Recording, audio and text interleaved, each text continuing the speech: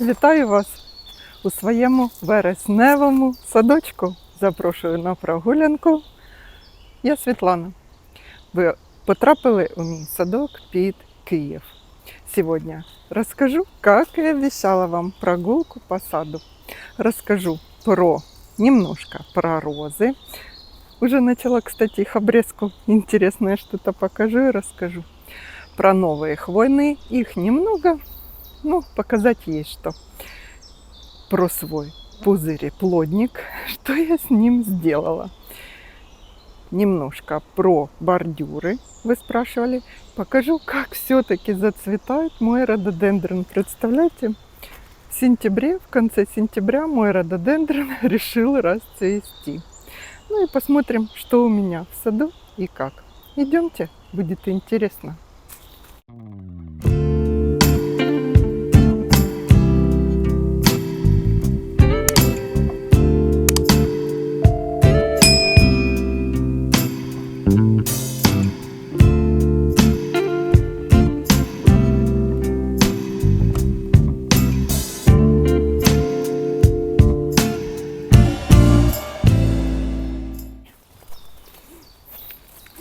Розы попадали, это плетистая роза полька, которая ждала тут арку и не дождалась в этом году. Но ничего, на следующий год мы ее, наверное, все-таки сделаем. Вот эти две розы плетистые объединим тут аркой.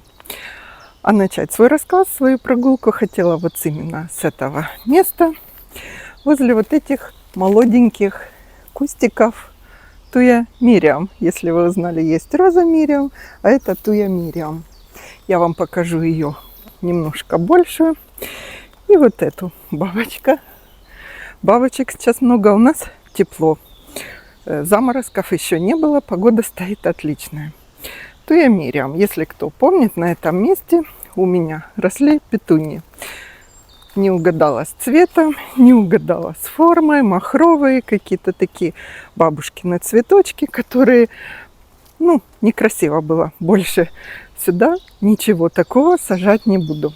Высажены гортензии, как вы помните. По сортам я вам расскажу позже. Проложен капельный полив и под гортензии, и уже под Туей Мириам. Купила вот такие маленькие Туя Мириам. Она вообще растет небольшая, где-то 80 сантиметров, 90, шарообразная. И интересно про эту Тую хотела вам рассказать, что она летом и весной вот такого лимонно-салатового цвета, очень красиво, шарообразная. Хвоя у нее стоит вертикально вверх. А знаете почему? Потому что в прародительницах сорта была Туя Даника. У нее тоже хвоинки стоят вертикально вверх. Это делает форму шара крепкой, не разваливается такими лопухами. Есть некоторые шаровидные туи, у которых, не глобоза, у которых некрасиво хвоя, ее постоянно надо застригать. У Туи Мириам что еще есть интересного? Из интересности то, что она зимой немного меняет цвет. Такой не сильно темно-кирпичный, но рыжеватый. Имейте это в виду. Высадила тут, чтобы они мне и гортензии придерживали, когда разрастутся. И вообще красиво этот бордюр смотрелся в любое время года. И весной, и зимой, и летом. А между ними буду высаживать, надеюсь, вместе с вами, свои тюльпаны. Тюльпаны ждут, пока в прохладном месте лежат.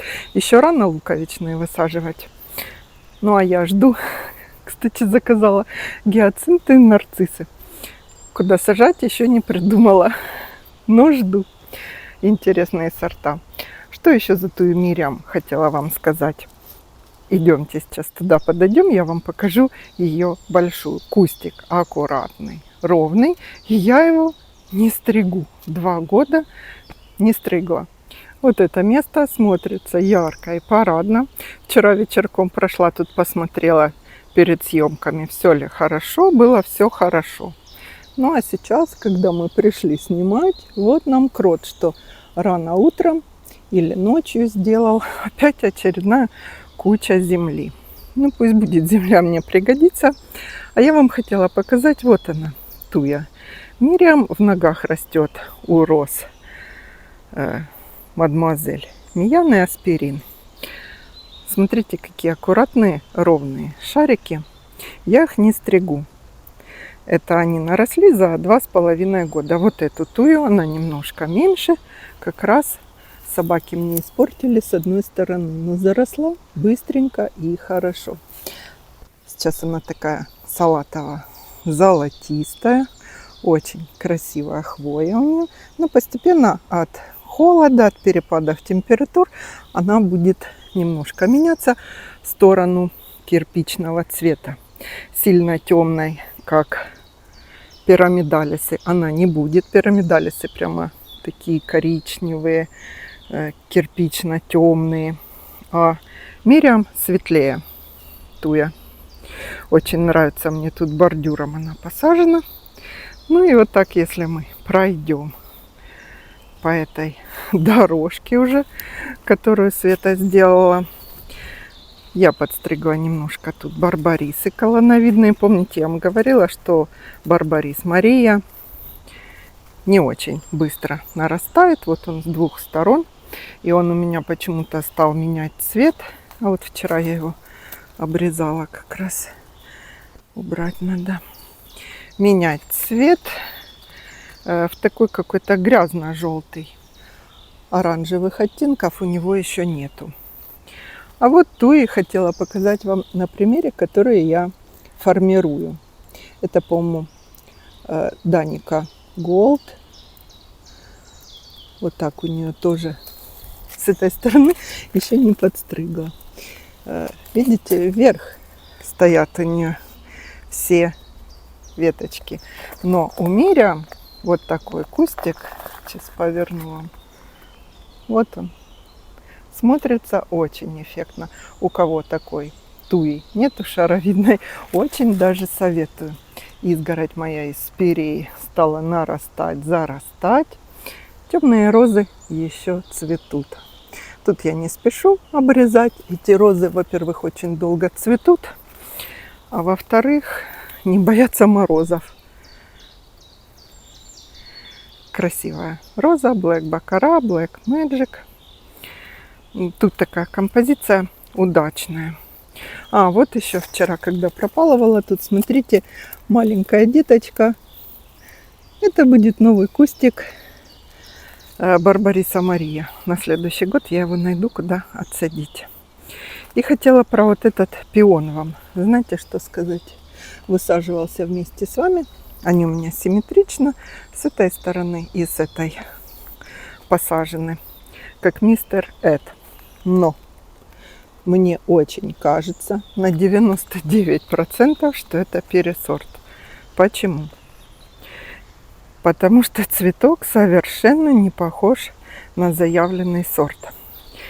Если меня смотрят, у кого есть пионов много и красивых, кто разбирается в них больше, прошу подсказки. Я его еще больше покажу, когда буду про пионы свои рассказывать.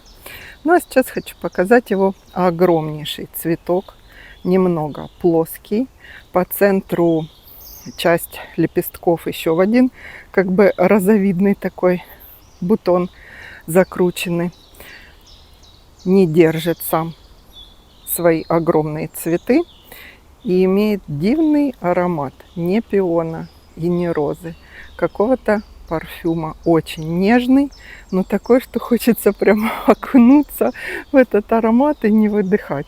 На что я к ароматам совершенно спокойна. Вот я его немножко показала. Так он выглядит, этот пион. Может быть, мне кто-то сорт подскажет. Надеюсь, я его узнаю. Очень понравился. Цвел, получается, на второй год. В первый год был бутончик, но он не зацвел. А сейчас хотела еще вам показать розу. Высадила свои новые розы. И вчера как раз замульчировала ее еще раз. Хороший посадочный материал, где я беру розы, я вам рассказывала. Про посадку рассказывать не буду. Хотела, знаете, что сказать вам, что если вы сейчас как раз высаживаете свои розы, это английская роза Традескант, а с этой стороны, немножко левее, там вначале я посадила розу Дарсы Басов. Что-то меня в этом году потянуло на такие цвета. Темно-вишневые, винные, темно-бордовые. И все розы, которые были заказаны, именно в таких цветах. Так вот, хотела сказать, если вы розы высаживаете, никаких удобрений, стимуляторов роста не надо сыпать в посадочную яму. Достаточно будет какого-то корнеобразователя, даже того же корневина. И все. Правильный грунт, полив. И сейчас самое время как раз сажать розы. Позже они уже могут хуже укорениться. Я получила свои розы 15 сентября. Высажены они. Сегодня какое? 23, по-моему, или 24. Потерялась я в датах. И вот они где-то 3-4 недели должны укорениться как раз до холодов. Успеют. Как мы это определим? Когда у них, у этих саженцев, начнут почки пойдут в рост. Ну, тут еще непонятно. Полив. Ну, полив я сейчас уже реже включаю. И замульчируйте. Для чего вот это мульчирование нужно? Можно еще выше, чтобы только там сантиметров по 5 остались росточки. Это надо для того, чтобы, если роза плохо укоренится, она, даже если вы ее укроете, она не вымерзла. У вас окончательно вот эти молоденькие побеги, те, которые присыпаны землей, они 100% останутся живы и здоровы. Так, ну а сейчас пойдем, я вам покажу что-то еще интересное в другой зоне сада. Сейчас сад вот так выглядит. Моя слива писарди, которую надо обязательно подстричь на зиму, укоротить ее. Ну, идемте. Про свои хвойные еще не все рассказала вам. Новый карликовый сорт кипарисовик Черримен или Черримен. Посажен тут возле рододендронов. Ждет, пока он разрастется, рододендрон. И будет создавать такую небольшую композицию. Чем же он меня привлек? Это кипарисовик тупой. У него, видите, структура хвои такая неправильная, закрученная, как жгутики из какой-то кожаной ткани. Будет в высоту метр 20. Любит солнышко. Ну, все растения на солнце растут лучше. Очень медленно растущий, карликовый, поэтому он у меня посажен тут сантиметров 25 от бордюра. В ширину он до полуметра где-то будет. Вот такой небольшой карлик. Украшать будет эту зону. Вот у меня тут возле рододендронов. И эта зона не доделана еще. Надеюсь, будет красиво. Кто интересуется карликовыми кипарисовиками, присмотритесь к этому сорту. В интернете есть, когда они такие большие, статные, они поинтереснее. Ну, а этот малыш такой, всего 20 сантиметров высота у него. Как я вам говорила, начала обрезку своих роз. Ну, не с этой розочки, а с других. И посчитала, знаете, что вчера обрезала 2 розы. И посчитала, что если я каждый день буду обрезать 2 розы, то мне надо будет где-то 2,5 месяца, чтобы я закончила. Поэтому надо ускоряться. Ну, а мы пришли к моему пузыреплоднику. Сейчас подойду ближе, покажу вам. Просьба не пугаться. Вот он. Сейчас против солнца встану. Вот так вот я его обрезала. С этой стороны будет видно лучше. Вот он, мой пузыреплодник.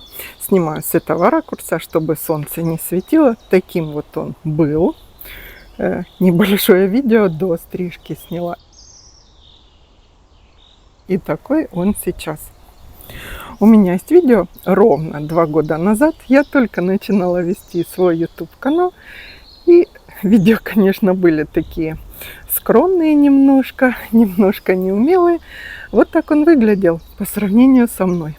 А сейчас это 2,5-метровый, если не больше, красавчик. Что я сделала?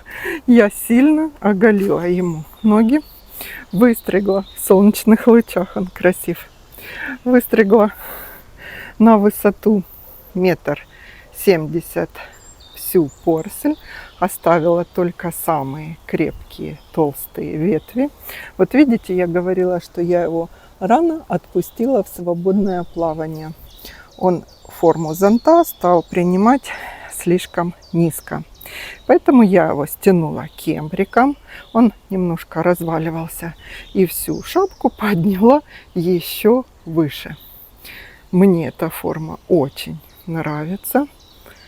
Получилось, не дает нам снять солнышко. Получилась вот такая топиарная форма. Ну а сейчас я вам покажу все-таки тот цветочек рододендрона, который меня удивил. Магнолии у меня цвели. У меня, кстати, был вопрос, сколько у вас магнолий. 4 штуки. Heaven's Zen, Альба Суперба, Феликс Жули и Рустика Рубра.